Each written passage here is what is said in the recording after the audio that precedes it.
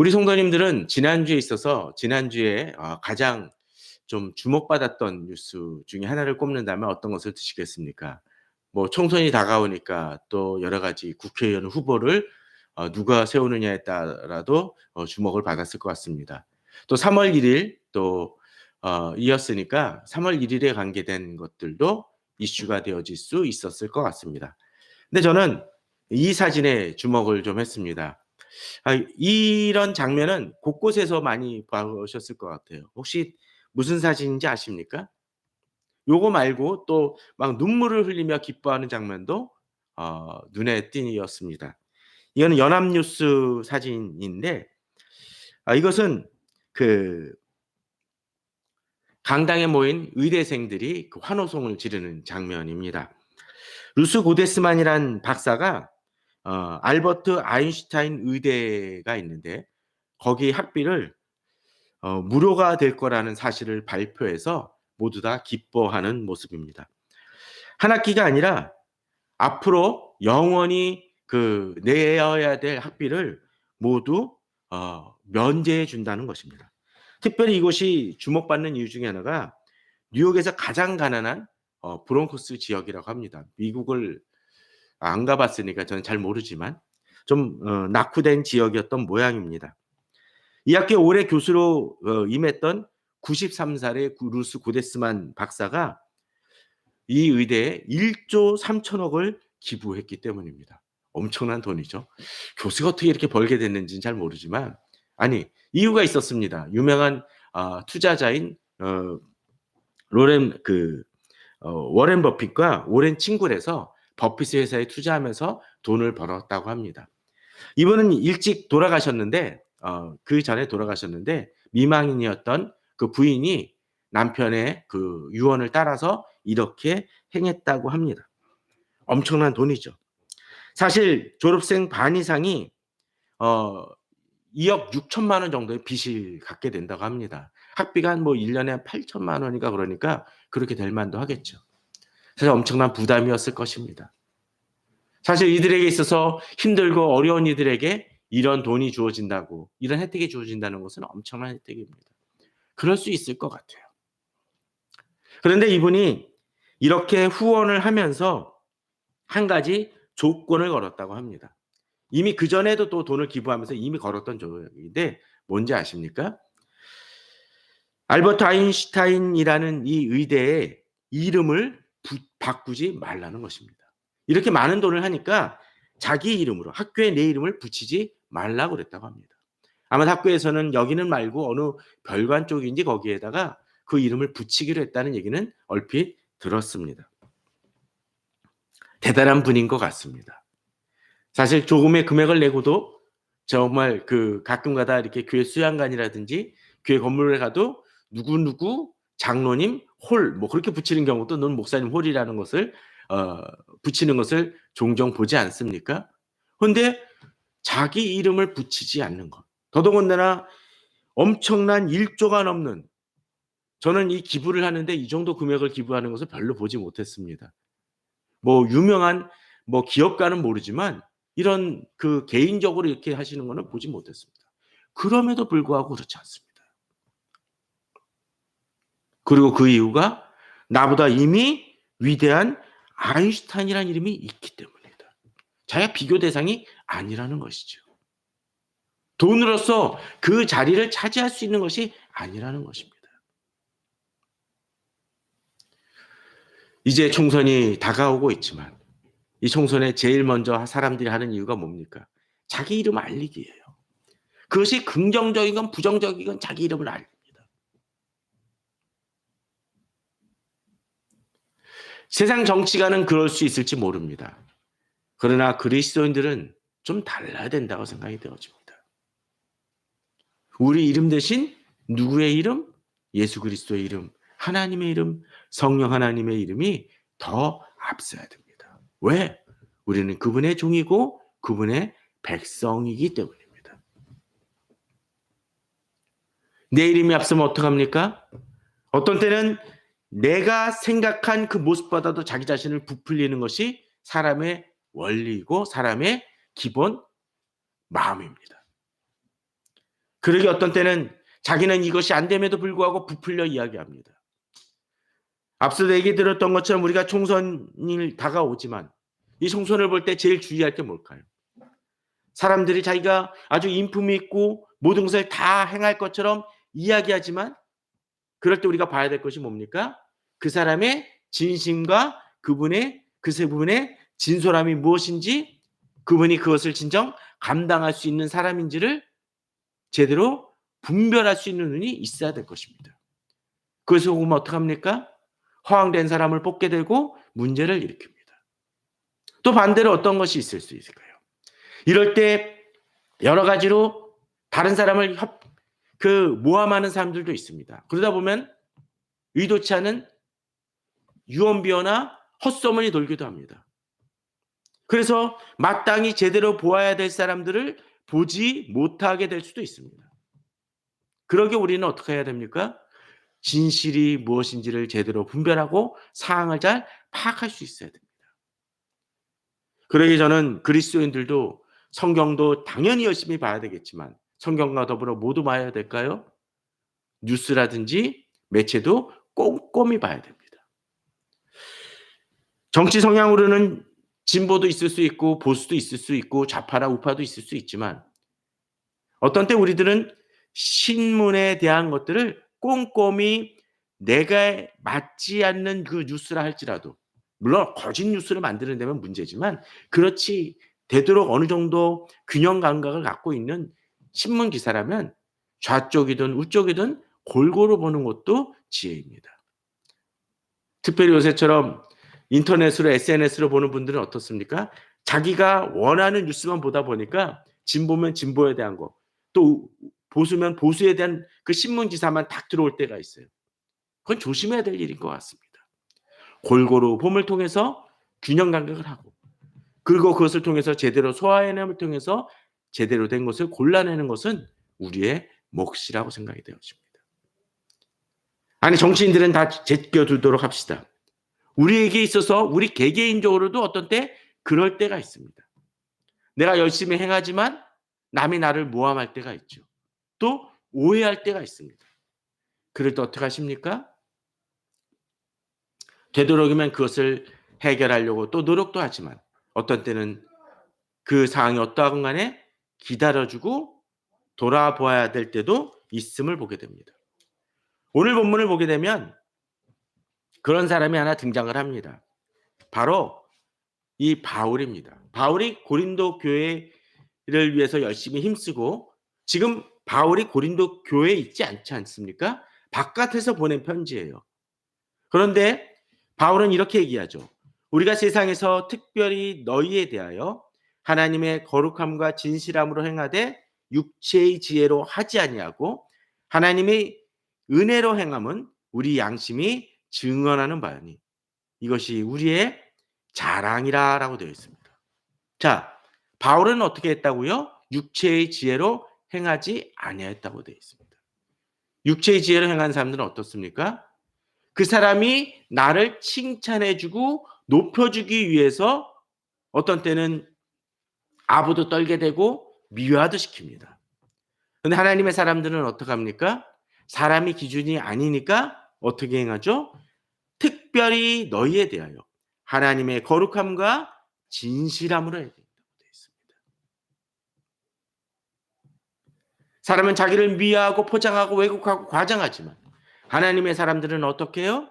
거룩함과 하나님의 거룩함과 진실함으로 행하고 또 하나님의 은혜로 행함을 통해서 그들에게 자기 자신이 아니라 바울 자신이 아니라 하나님이 원하시는 것, 하나님의 뜻대로 그들을 인도하는 데 초점을 맞추며 힘써 왔다는 것입니다.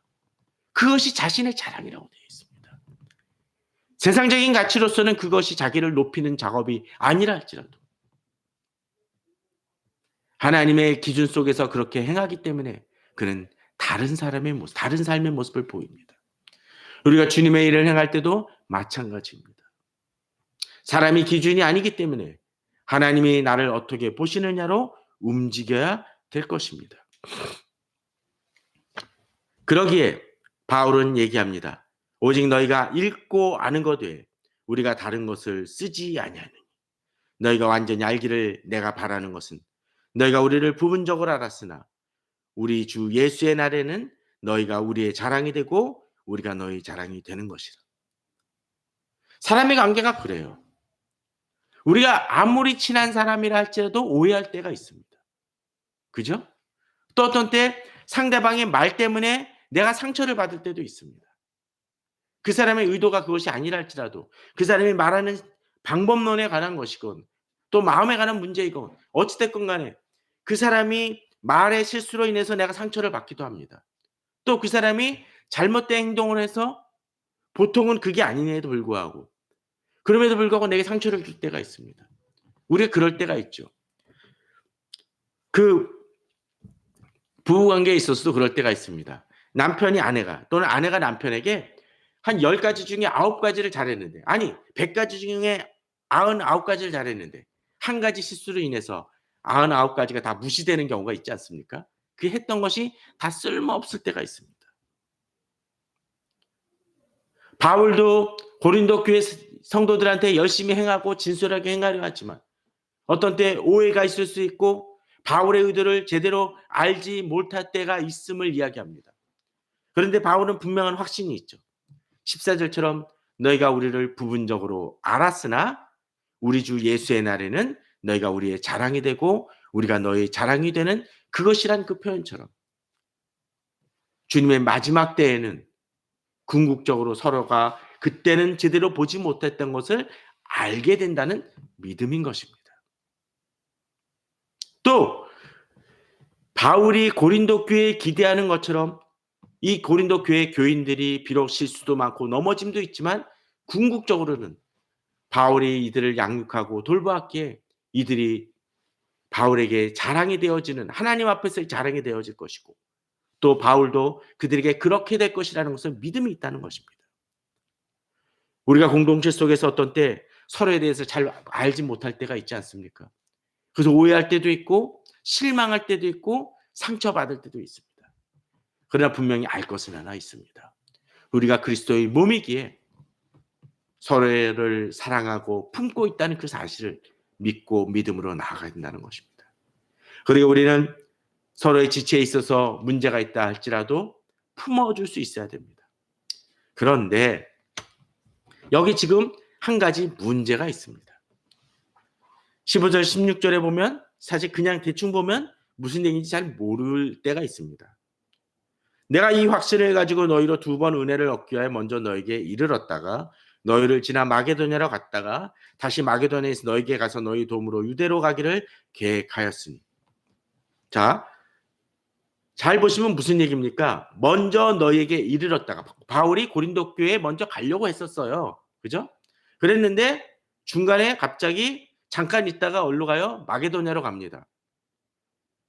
그리고 그 한참 거기서 있었다가 다시 고린도 교회에 이제 가려고 하는 것 같습니다. 자, 이게 뭐가 문제가 됩니까? 바로 이런 거예요. 고린도 교인들은 바울이 와가지고 자기들과 더 깊게 교제를 나누고 은혜를 주기를 원합니다. 말씀을 주기를 원합니다. 그래서 어느 정도 후원도 했어요. 그랬는데 어떤 일이 벌어집니까? 바울이 온다 그랬다가 어디로 빠져요? 마게도냐로 가는 겁니다. 그래 어떻게 해요? 기분이 좀 상할 수 있겠죠. 아니 우리 교회보다 마게도냐 교인들을 더 원하는 거야? 그럴 수 있지 않습니까? 가끔 뭐 대통령이나 국회의원이나 그 정치가들이 어느 지역 간다 그랬다가 여기 대신 제가 여기를 먼저 가겠습니다라고 얘기를 하면 기분이 상할 수 있어요. 또 공약을 내놓을 때도 그렇지 않습니까? 자기네를 위한 공약은 좋지만 어떤 때 자기들이 약간 손해보는 공약을 내놓으면 나라적으로는 잘 되는 일이지만 그럼에도 불구하고 불쾌하고 화를 냅니다. 예를 들면 공항 유치 같은 경우도 그렇죠. 자기네 지역에 유치해달라고 하면은 곳곳만 서너 군데가 됩니다. 그런데 그럴 때 그 서너 군데에 다 공항을 질 수 있습니까? 못 지니까 우선순위를 정하고 합니다.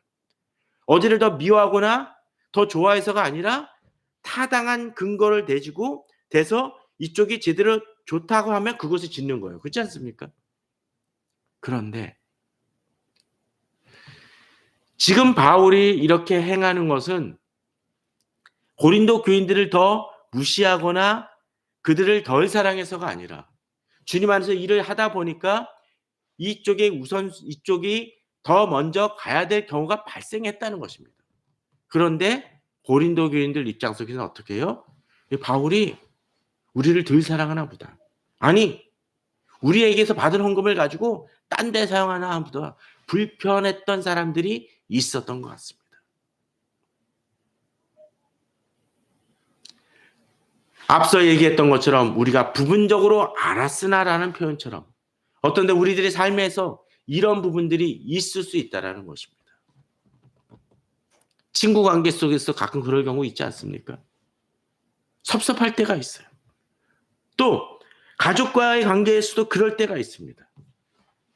그런데 그것을 극복할 수 있는 방법이 뭡니까? 아주 나를 완전히 버리는 것이 아니라면 어떻게 해야 됩니까? 그에 대한 믿음을 가지고 어떤 때는 기다려주고 참아줘야 될 때가 있을 수 있다는 것입니다. 정말로 때가 되기 위해서 기다려주고 인내하는 것이 필요합니다. 그 사람의 진심이 무엇인지를 알려고 힘쓸 필요가 있다는 것입니다. 그래 바울은 그렇게 얘기합니다. 17절에서 이렇게 계획하였을 때 어찌 경솔히 하였으리요. 혹 계획하기를 육체를 따라 계획하여 예예 하면서 아니라 아니라 하는 일이 내게 있겠느냐. 어쩌면 그 부분에 대해서 오해하는 고린도 교인들에게 바울은 이야기합니다. 그건 경솔히 행한 일이 아니라는 것이죠. 바울이 이렇게 얘기하는 것은 변명 같고 좀 치졸해 보이게 느껴질 수도 있을지 모릅니다. 그러나 바울이 이렇게 설명하는 것은 자신을 변명하게 위한 것이 아니라 하나님의 뜻 안에서 이 일을 했기에 하나님의 뜻을 바라보면서 이해를 하여 주기를 구하는 것입니다. 저는 교회에 대해서도 좀 어떤 때 그럴 필요가 있다고 생각이 되어집니다. 앞서 이야기 드렸던 것처럼 세상 사람들은 자기 이름을 높이기 위해 힘씁니다. 자기가 더 부각되는 것에 초점을 맞추기 쉽습니다. 어떤 때는 목회도 그렇습니다. 어떤 때는 교회 헌금을 많이 하는 분에게 더 메어 달려야 되고 교회 봉사를 더 많이 하는 사람에게 더 투자해야 되고 시간을 많이 쏟아야 될 것 같습니다. 그러나 교회는 그런 곳이 아니죠. 더 연약하고 힘든 이들을 위해서 힘쓰고 돌봐야 될 책임이 바로 교회의 공동체는 있습니다. 세상적으로는 가장 많은 돈을 투자한 사람이 가장 많은 혜택을 받는 것이 타당할지 모릅니다. 그것이 자본주의 논리입니다. 그러나 하나님의 공동체는 그렇지 않다라는 거죠. 어떻게 해요? 연약한 지체에게 더 힘을 쏟고 그들을 돌보고 내 생각이 아니라 하나님의 관점 속에서 무엇이 옳은지를 생각하며 나아가야 된다는 것입니다. 그러면서 바울은 18절에 이렇게 얘기합니다. 하나님은 미쁘시니라. 우리에게 너에게 한 말은 예하고 아니라 함이 없느니라. 미쁘시다는 것은 뭡니까? 하나님은 믿음직한 분이라는 것입니다. 그러기에 하나님이 믿음직한 분이기 어떻습니까? 하나님은 한 번 한 약속, 하나님은 우리에 대한 그 붙드심을 놓지 않으신다는 믿음입니다. 또 그런 하나님을 믿는 우리들은 또 어찌해야 됩니까? 바로 하나님 안에서 약속을 신실하게 지키고 상대를 진솔하게 대하며 품어야 될 책임이 우리들에게 있다라는 것입니다. 그러기에 바울은 우리가 너에게 한 말은 예하고 아니람이 없노라고 되어 있습니다. 바울이 비록 마게도냐를 먼저 가는 그 계획의 변경은 일어났을지 모르지만 그 속에서 바울이 고린도 교회에 대한 믿음과 사랑이 변질되었느냐 약화되었느냐 그게 아니라는 것을 분명히 밝히고 있는 것입니다. 저는 우리가 교회를 행할 때도 이런 믿음이 있어야 된다고 생각이 되어집니다. 비록 계획했던 것이 어떤 때는 내 생각대로 되어지지 않을 때가 있습니다. 아마도 우리 성도님들은 2024년에 여러 가지 계획을 세웠을 것 같습니다. 계획했는데 내가 계획한 대로 다 잘 됩니까? 다 안 될 때가 있습니다. 내 수첩에는 이제는 이거 하고 3월에는 이거 하고 4월에는 이거 하고 계획을 잡고 또 돈에 대해서 이렇게 했으면 하지만 그게 제대로 안 될 때가 있습니다. 아마도 민주국가에서 법대로 하고 사회복지를 제대로 한다면 굶어 죽는 사람은 없어야 되고 고통받는 사람은 없어야 되고 억울한 사람은 없는 것이 타당할 것입니다. 그러나 그런 이상적인 국가는 완전한 국가는 절대 생기지 않을 것입니다. 아무리 좋은 지도자를 세운다 할지라도 문제는 발생할 것입니다. 구멍은 있을 것입니다. 소외되는 사람은 있을 것입니다. 그럴 때 필요한 것이 무엇입니까? 그들을 배려하고 돌보고자 힘쓰고 그 구멍을 시스템이 보완하지 못하는 그 부분을 우리가 보완하고 돌봐야 될 책임과 또 사랑이 있어야 된다는 거죠. 그 책임이 특별히 누구에게? 우리 그리스도인들에게 주어진다라는 것입니다. 또 그렇게 할 때 제일 중요한 것은 무엇입니까? 바로 서로에 대한 믿음입니다. 믿음이 있기에 어떤 때 비록 당장은 내가 받아야 될 혜택을 받지 못하는 것 같다 할지라도 그 믿음이 있기에 그것을 믿고 기다려주고 또 그 사람을 신뢰해 주는 것입니다. 그런데 그 믿음의 그 근원은 어디요? 하나님은 믿으시고 하나님을 믿는 우리가 믿음직하게 행동해야 된다라는 그 서로 간의 신뢰라는 것입니다. 그러면서 바울은 궁극적으로 하나님에 대해서 얘기합니다. 우리 곧 나와 실로아노와 디모데로 말미암아 너희 가운데 전파된 하나님의 아들 예수 그리스도는 예하고 아니라함이 되지 아니하셨으니 그에게는 예만 되었느니라. 하나님의 약속은 얼마든지 그리스도 안에서 예가 되니 그런즉 그로 말미암아 우리가 아멘하여 하나님께 영광을 돌리게 되느니라.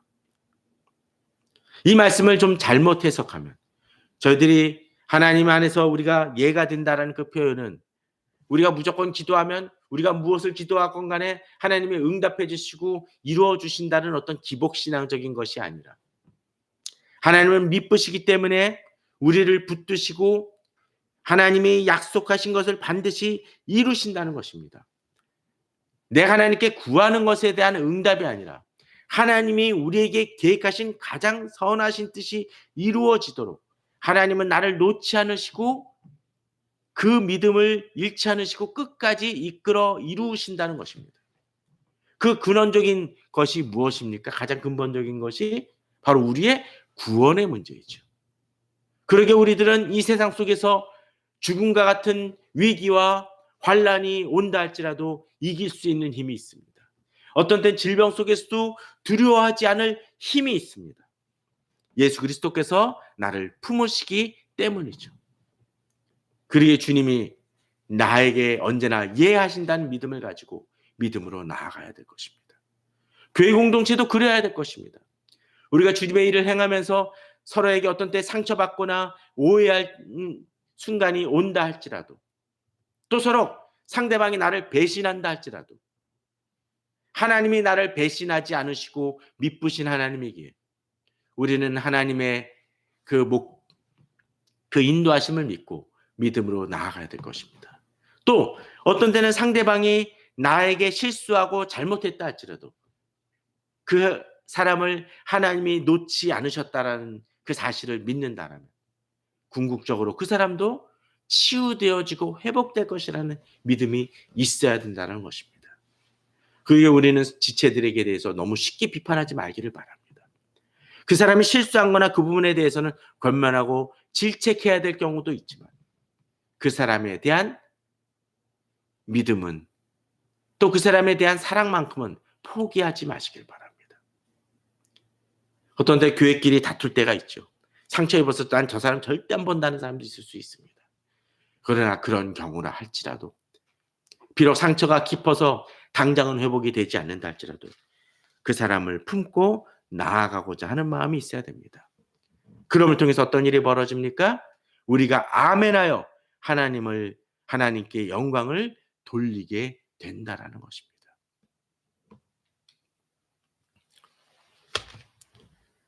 우리를 너희와 함께 그리스도 안에서 굳건하게 하게 하시고 우리에게 기름을 부으신 이가 누구? 하나님이시라는 겁니다. 바로 이것이 교회 공동체입니다. 서로 다르고 어떤 때는 일주일에 한 번도 통화를 못하거나 카톡조차도 제대로 못하는 사람이 있다 할지라도 그 사람을 우리와 묶어주시는 분이 누구요? 굳건하게 하시는 분이 누구요? 그리스도라는 것입니다. 바울이 비록 지금은 마게도냐로 먼저 갔고 고린도 교회에 늦게 가서 바울이 고린도 교인들과 떨어져 있지만 바울은 고린도 교회에게 도전합니다. 그리스도 안에서 굳건하게 하셨다는 겁니다. 우리가 함께. 그리고 거기에 우리에게 기름을 부으신 이가 누구라고요? 하나님이십니다. 또 우리를 인치시고 우리 마음에 무엇을 주셨습니까? 성령 하나님을 주셨다고 되어 있습니다. 자, 그럼 우리가 또 여기서 한 가지 교리적으로 중요한 게 하나 나오죠. 뭐가 되겠습니까? 그리스도, 하나님, 아버지 하나님, 성령님, 곧 삼위일체 하나님의 동시적이고 협력하시는 사역이 등장을 합니다. 교회 공동체는 이렇게 귀중한 것입니다. 그런 믿음으로 우리 성도님들이 나아가시길 바랍니다. 그 믿음을 가질 때 우리는 더욱더 주님을 의뢰하며 나아갈 수가 있습니다. 그러기에 바울은 또한 이렇게 얘기합니다. 내가 내 목숨을 걸고 하나님을 불러 증언하게 하시노니. 이것이 거짓이 아니라는 얘기예요. 근데 뭘 증언합니까? 내가 다시 고린도에 가지 아니한 것은 너희를 아끼려 합니다. 사사로이 간 것이 아니라는 거죠. 사람들은 사사로이 행합니다. 어떤 데 목회자도 그럴 때가 있어요. 바쁜 일부터 하면 정말로 중요한 것을 놓칠 때가 있습니다. 그런데 바울은 분명하게 얘기합니다. 한 가지 한 가지 행함에 그들의 중심을 아끼고 그들을 가장 귀히 여기기 때문에 결정을 행하는 것이라는 것입니다. 어떤 때는 어떤 사람을 그냥 편하게 대하고 그 사람이 원하는 얘기를 하면 기본적인 인간관계는 깨지지 않고 유지될 수 있을지 모릅니다. 근데 그 사람이 아주 잘못하고 있어요. 문제가 많아요. 그럼 어떡합니까? 진정 그 사람을 사랑하는 이는 어떻게 행할까요? 그 사람에게 권면하고 질책을 합니다. 그 사람이 상처를 받습니다. 그럼 어떡합니까? 그로 인해서 몇 년간 어쩌면 몇 달 아니 몇 년간 관계가 끊어지게 될지도 모릅니다. 근데 진정 사랑하는 사람은 누구요? 옆에 앉아서 그래서 좋은 얘기만 하는 것이 아니라 그 질책을 행하는 사람입니다. 바울의 모습이 바로 그러했다는 것입니다. 비록 가치 있는 것을 넘어서 가장 중요시 여겼기 때문에 지금 가지 않는다라는 것이죠. 어떤 때 우리들은 내 품에 있었을 때만 내 사람이라고 생각을 합니다. 바울은 얘기합니다. 우리가 너희 믿음을 주관하려는 것이 아니요. 요새 목회자는 지나치게 카리스마 되고 독재자처럼 되는 사람들이 있습니다. 그러다 보니까 그 사람들이 하는 게 뭡니까? 하나님보다 앞서 나가요. 진정한 목회자는 그들의 믿음을 주관하는 것이 아닙니다. 하나님 안에서 진정으로 그들이 바로 세워지도록 하나님을 바라보도록 목회자가 아니라 하나님을 바라보도록 돕는 자입니다.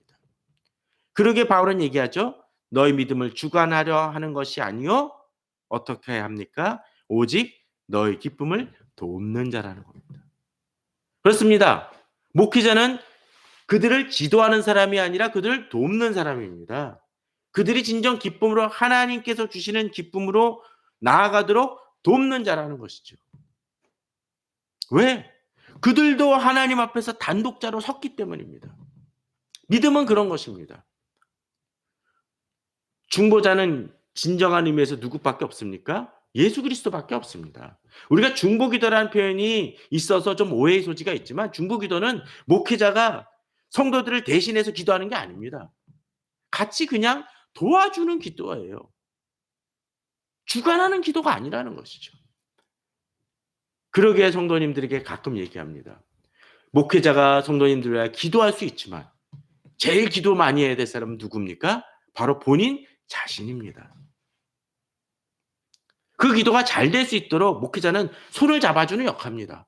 마치 모세가 기도할 때 아론과 그 사람이 옆에서 양손을 잡아줬던 것처럼 기도에 지치지 않도록 도와주는 사람입니다. 성도들의 관계도 마찬가지입니다. 내 혼자 먼저 쓰는 것입니다. 그것을 돕는 역할을 누가? 우리가 할 뿐이라는 것이죠. 그 믿음 속에서 우리는 주님이 예하신다는 그 믿음을 가지고 나아가야 될 것입니다. 그럼을 통해서 주님께서 이루시는 놀라운 일들을 경험하시는 우리 성도님들 되시기를 바랍니다. 힘들고 어려운 때입니다. 그럴 때일수록 진정 주님을 바라보며 믿음으로 나아가시고 승리하시는 우리 성도님들 되시기를 주님의 이름으로 축원합니다. 다 같이 기도하시겠습니다.